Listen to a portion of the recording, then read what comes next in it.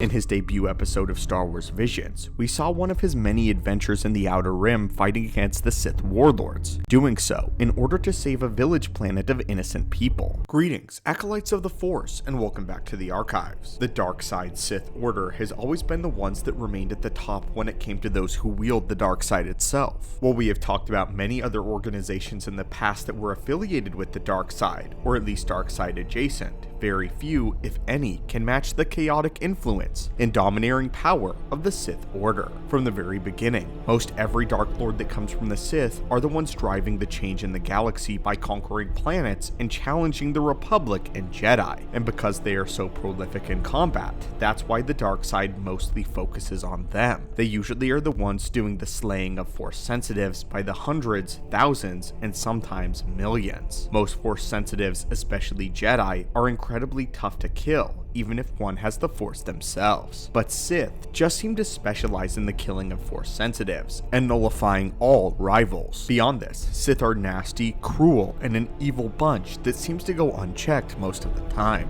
Though the Jedi try their hardest to beat back the darkness, they don't always seem to be able to do what is necessary and wipe the Sith off the face of the galaxy for good, as such sentiments would also lead them down a dark path. But there exists a certain kind of person who doesn't mind getting their hands dirty. A group of those that have already embraced and have been stained by the dark side, but now use that power to shove it right back in the throats of the Sith. Dark side Sith hunters, if you will. In a holocron sometime back, we teased the idea of speaking about a classification of Force sensitive, one that we coined the anti-Sith. Well, today, my friends, the time has come for us finally to explore this idea and talk about, out of all the people in Star Wars history that hated the Sith so much, that there was a group that worshipped the dark side that became their worst nightmare. So what exactly is an anti-Sith, and what makes the individual classify as one? Anti-Sith is a term that our researchers coined some time back that refers to a Force sensitive that has embraced the dark side, but uses it specifically to either fight against or hunt down the Sith Order. Now, it's important to note that the Sith betray and murder each other all the time, so there are some very specific criteria a character has to meet to be considered an anti-Sith. Specifically, they must use the dark side, and they cannot ally themselves with the Sith Order. This is why we will not be including Darth Bane or Darth Gravid. Both Bane and Gravid did what they did because they wanted to further the development of the wider Sith Order and make it stronger. Bane was not an anti-Sith, quite the opposite. Bane was an anti-Khan, and opposed to the philosophy that set in place the Brotherhood of Darkness. Neither Bane nor Gravid sought to destroy the Sith, but to simply redefine them. We will go further into detail later on in this discussion about why certain other characters are anti-Sith once we complete this list. So speaking of which, let's explore some of the most powerful anti-Sith in all of the lore. The most applicable example, and one of two characters that inspired the idea of the anti-Sith in the first place, is the Ronin. The idea of a dark side Ronin was introduced to us recently in Star Wars Visions. The Ronin proposed the idea of a former Sith Lord scorned by his order and seeking atonement for his sins by cutting down every one of his former allies, collecting their kyber crystals and keeping them along the way. His story is a fascinating one, but the gist of it was this. This former Sith was actually a Junta Pao, the figure that led the rebellion from the Jedi clans of this alternate galaxy. He actually was the Dark Lord of the Sith for this brand new Sith clan that he established. However, as time passed, Pao saw the horrors of the order that he had established, horrified of what his followers did during the rebellion from the Jedi, and because of this, he ultimately turned on them, ending the rebellion entirely. The Dark Lord renounced the Sith, shed his former identity, and became the Ronin. After the rebellion had failed, the former rival lords led a revitalized Sith empire that ruled much of the galaxy afterwards. Seeing the terror that his own order had wrought throughout the galaxy, the Sith Ronin was placed in a self-imposed exile, wandering the Outer Rim with a single-minded mission to kill any Sith that he could find. In his debut episode of Star Wars Visions, we saw one of his many adventures in the Outer Rim fighting against the Sith warlords, doing so in order to save a village planet of innocent people. In the end, the former Sith Lord had compassion on the people and ended up gifting them the red kyber crystal that he had won from the Sith. A quick side note, I once heard from someone who pointed out an interesting speculation about this episode. The Ronin claimed the kyber crystal would ward off evil and would protect the villagers from the dark side. But this in the lore doesn't make a lot of sense since it's literally a Sith dark side crystal, but it was pointed out the very thing might be what protects the villagers. Because the crystal was dark side in nature, other Sith would sense the presence of the dark side on the village, and thus assume it was already under control of the Sith Empire and leave it behind. This doesn't have much bearing on this specific holocron, but we thought it was an interesting speculation. But in conclusion, we started this conversation with the Ronin because he perfectly exemplifies exactly what we look for in an anti-Sith.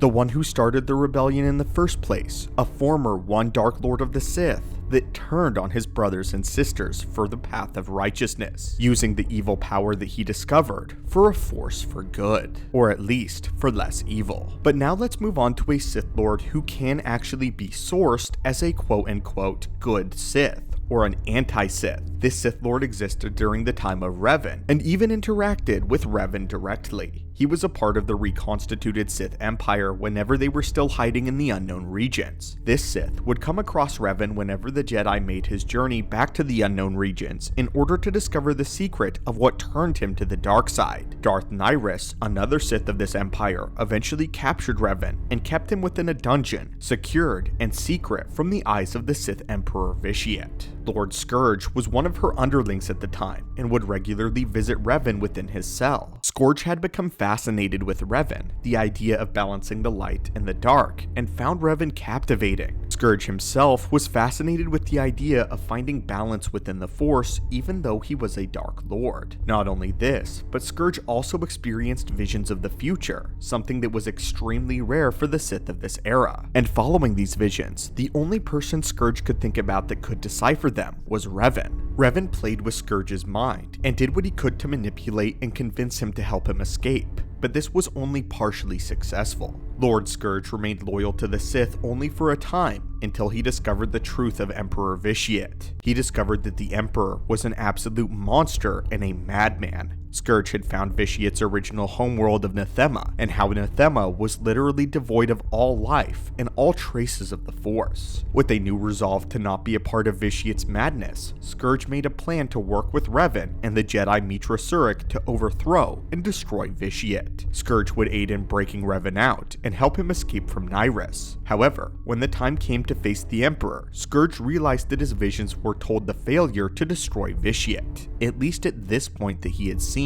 Scourge would end up betraying Revan and Mitra, attaining immortality as a reward, the Sith Lord biding his time until the future when he could help the prophesied one that would eventually destroy the Emperor. In the end, Scourge stood with the coalition of heroes against the Sith Emperor Vitiate and saw his final destruction. But what's fascinating about this point in the timeline in Star Wars is that Scourge would not be the only one that was driven away by the Emperor. And now, we reach the part of the video that I've been most excited to share. We must talk about Darth Malgus. Towards the end of his life, Malgus became disillusioned with the Sith once the Cold War began. Malgus had just finished his campaign, which ended in his grand sacking of the Temple of Coruscant. Malgus desired to continue their march and destroy the Jedi and the Republic once and for all once the Sith had the upper hand. Unfortunately though, he would be shocked when instead, the Sith Emperor sued for peace, offering the Jedi a ceasefire for the time being. This was the final straw, as Malgus had his problems with the conniving politics of the Dark Council, and this was the last that he would tolerate. Becoming a traitor, Malgus denounced the Sith and set out to start his own empire. He invited any Sith to come along with him who agreed, but anyone else would be slain for getting in his way. Malgus's empire was short-lived, but while it was active, he would kill several Sith by his own hand and do things that directly contrasted the interests of the greater Sith Empire.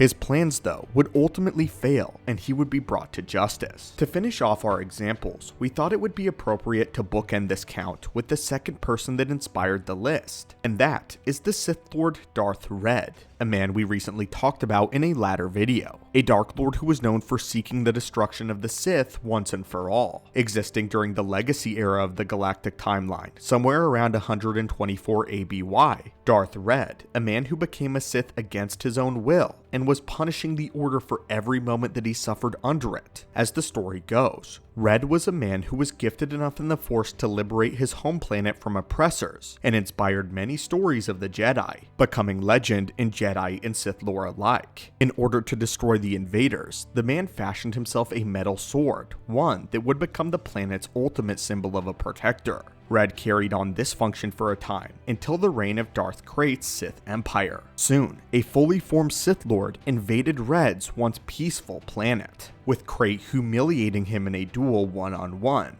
destroying his people right before his very eyes. A terrifying act, one which was meant to teach him loss, pain, and anger. Krayt saw that Red had potential and took him on as an apprentice, forcing Red to leave behind his name and identity, also forcing the man to wear a helmet that kept him subservient while also twisting him further with the lulls of the dark side. Eventually though, Red freed himself from his master and the shackles of the helmet, but by now it was far too late, and Red was too far gone. Darth Red would establish himself as one of the finest Sith Slayers the galaxy had ever seen, as he systematically hunted down the members of Darth Krayt's empire, to the point where the Sith Lords were forced to flee to the unknown regions of space and scatter across the galaxy, fearful of their lives and the legend of a man who was going to single-handedly obliterate the Order. Although Red was no friend of the Old Republic, only using them for his plots of revenge. At one point, Red would show up during a battle between the Republic and the Sith, and figuratively drink his fill of Sith blood, as the former Dark Lord began to slaughter them one after the other. The New Republic saw that he was fighting the Sith, so they didn't really stop him, letting him satiate his anger. Darth Red would be the one that would kill the final couple of Sith Lords following Krayt's death, and he would determine to ensure the end of the Sith legacy, doing so by ultimately killing himself. Once he believed that all the Sith had died, he knew that technically he was the last, so he provoked the heroes into offering him a battle, one where he was killed in, knowing that he avenged his people by eradicating the plague that was the Sith. Of course, Darth Red didn't know about the handful of Sith such as Darth Talon, as well as Maladi that had actually survived his purge, but they were ultimately scattered and lost. But these are many of the anti-Sith that we know of, and considered to be so. Some of you might notice the exclusion of certain personalities such as Starkiller, Kreia, Valkorion, Arcan, and Thexan.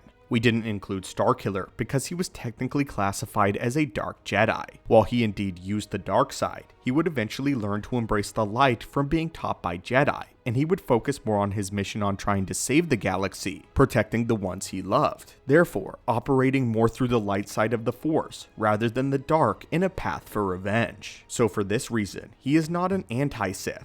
Kreia, Valkorion, and Valkorion's sons did not qualify either because they didn't just oppose the Sith, but the Jedi as well. Kreia hated everyone and wanted them all to be equally destroyed. Valkorion and his sons had an empire all their own, and their campaign wasn't just against the Sith, but was a conquest against the entire galaxy, which included, of course, everyone. In that way, they regarded Sith as simply one of many enemies of the Eternal Empire, not its true enemy.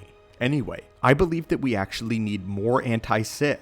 Dark Jedi are finally starting to surface a bit more in the popular consciousness, which means more nuanced takes on the dark side itself. It's not often that we get to see the Sith really have something to be afraid of, and it's undoubtedly very satisfying when they get a taste of their own dark side medicine. Anti-Sith have a special amount of potential in the kind of depth that their characters possess, and the complexity of the stories that they can tell. The Ronin only had about 18 minutes of screen time, and he was fascinating enough to get his own novel. Because of that, it's clear that the interest in these types of characters and Darksiders are certainly there, as they fall into the niche that we haven't really seen before in the lore. They're not heroes, but they're not even anti-heroes either. Some people like to use the unofficial term anti-villain for this category, but that seems to be walking a dangerous tightrope. The point is, dynamic alignments in the Force is what is keeping the stories like this fresh and interesting, changing our conceptions on what the dark side and the Sith are. But anyway guys, what do you think of this? Do you believe that the anti-Sith is an untapped goldmine of stories? And what do you think of the Sith Ronins and the anti-Sith that we explored today? As always my friends, thank you so much for visiting the archives today,